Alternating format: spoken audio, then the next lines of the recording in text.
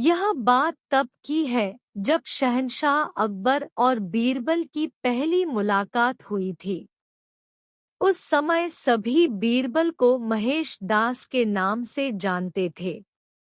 एक दिन शहंशाह अकबर बाजार में महेश दास की होशियार से खुश होकर उसे अपने दरबार में इनाम देने के लिए बुलाते हैं और निशानी के तौर पर अपनी अंगूठी देते हैं। कुछ समय के बाद महेश दास सुल्तान अकबर से मिलने का विचार बनाकर उनके महल की ओर रवाना हो जाते हैं। वहां पहुंचकर महेश दास देखते हैं कि महल के बाहर बहुत लंबी लाइन लगी हुई है और दरबान हर व्यक्ति से कुछ न कुछ लेकर ही उन्हें अंदर जाने दे रहा है। जब महेश दास का नंबर आया तो उसने कहा कि महाराज ने मुझे इनाम देने के लिए बुलाया है और उसने सुल्तान की अंगूठी दिखाई। दरबान के मन में लालच आ गया और उसने कहा कि मैं तुम्हें एक ही शर्त पर अंदर जाने दूंगा, अगर तुम मुझे इनाम में से आधा हिस्सा दो तो। दरबान की बात सुनकर महेश दास ने कुछ सोचा और उसकी बात मानकर महल में चले गए। दरबार में पहुंचकर वह अपना नंबर आने का इंतजार करने लगे। जैसे ही महेश दास की बारी आई और वो सामने आए तो शहंशाह अकबर उन्हें देखते ही पहचान गए और दरबारियों के सामने उनकी बहुत तारीफ की। बादशाह अकबर ने कहा कि बोलो महेश दास, इनाम में क्या चाहिए। तब महेश दास ने कहा कि महाराज, मैं जो कुछ भी मांगूंगा क्या आप मुझे इनाम में देंगे। बादशाह अकबर ने कहा कि बिल्कुल, मांगो, क्या मांगते हो। तब महेश दास ने कहा कि महाराज, मुझे पीठ पर 100 कोड़े मारने का इनाम दे। महेश दास की बात सुनकर सभी को हैरानी हुई और बादशाह अकबर ने पूछा कि तुम ऐसा क्यों चाहते हो।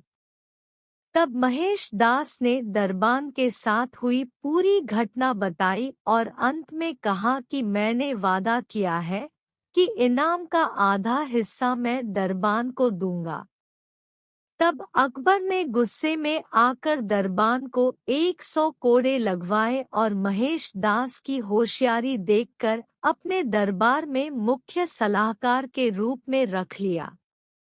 इसके बाद अकबर ने उनका नाम बदलकर महेश दास से बीरबल कर दिया। तब से लेकर आज तक अकबर और बीरबल के कई किस्से मशहूर हुए।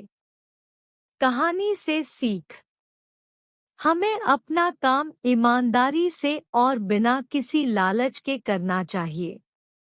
अगर आप कुछ पाने की उम्मीद से कोई काम करते हो तो हमेशा बुरे परिणाम का सामना करना पड़ता है, जैसे इस कहानी में लालची दरबान के साथ हुआ। बादशाह अकबर को शिकार करना बहुत पसंद था।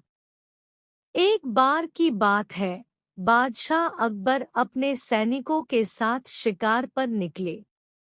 शिकार करते करते वो इतने आगे चले गए कि वो अपने दल से छूट गए। उनके साथ बस कुछ ही सैनिक रह गए थे। अब शाम होने को थी और सूरज ढलने वाला था। साथ ही अकबर और उनके साथ के सैनिकों को भूख भी सताने लगी थी। काफी दूर निकल आने पर बादशाह अकबर को यह एहसास हुआ कि वो रास्ता भटक गए हैं। वहां आसपास कोई नजर भी नहीं आ रहा था जिससे रास्ते के बारे में पूछा जा सकता था। थोड़ी दूर और चलने पर उन्हें एक तिराहा नजर आया। बादशाह को यह देखकर थोड़ी खुशी हुई कि चलो, इनमें से कोई न कोई रास्ता राजधानी तक तो जाता ही होगा। लेकिन सभी इसी उलझन में थे कि किस रास्ते पर चला जाए। तभी सैनिकों की नजर सड़क किनारे खड़े एक छोटे से लड़के पर पड़ी। वह लड़का बड़ी हैरानी से महाराज के घोड़े और सैनिकों के हथियारों को देख रहा था।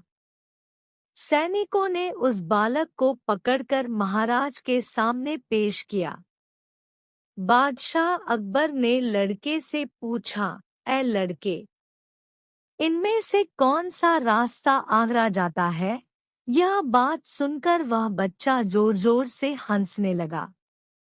यह देखकर राजा को बहुत गुस्सा आया, लेकिन उन्होंने शांत भाव से उससे उसकी हंसी का कारण पूछा। लड़के ने जवाब दिया, यह रास्ता चल नहीं सकता है, तो यह आगरा कैसे जाएगा? आगरा पहुंचने के लिए तो आपको खुद चलना पड़ेगा। महाराज उस लड़के की सूझबूझ को देखकर चकित रह गए। उन्होंने प्रसन्न होकर उस बच्चे का नाम पूछा। लड़के ने जवाब में अपना नाम महेश दास बताया। महाराज ने उसे इनाम में सोने की अंगूठी दी और दरबार में आने का न्योता दिया। इसके बाद बादशाह अकबर ने लड़के से पूछा, क्या तुम मुझे बता सकते हो कि किस रास्ते पर चलने से मैं आगरा पहुंच पाऊंगा? लड़के ने बड़ी ही शालीनता से सही रास्ता बताया और महाराज अपने सैनिकों के साथ आगरा की ओर चल पड़े। यही लड़का बड़ा होकर बीरबल के नाम से प्रसिद्ध हुआ और बादशाह अकबर के नवरत्नों में से एक कहलाया। कहानी से सीख। इस कहानी से हमें यह सीख मिलती है कि ज्ञान और सूझबूझ का सम्मान करना चाहिए।